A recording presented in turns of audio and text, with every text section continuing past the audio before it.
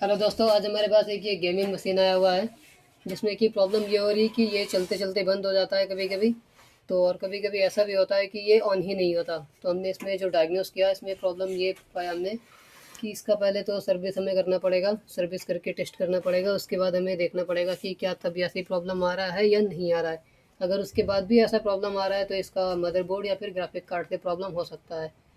Delhi NCR में ऐसे बहुत ही कम सर्विस सेंटर हैं जो आपका ये गेमिंग कंप्यूटर को रिपेयर करते हैं। सूरज कंप्यूटर दिल्ली एनसीआर का नंबर 1 गेमिंग कंप्यूटर रिपेयरिंग का शॉप है। अगर आपके भी कोई गेमिंग कंप्यूटर में प्रॉब्लम आती है तो आप सूरज कंप्यूटर से संपर्क अवश्य करें।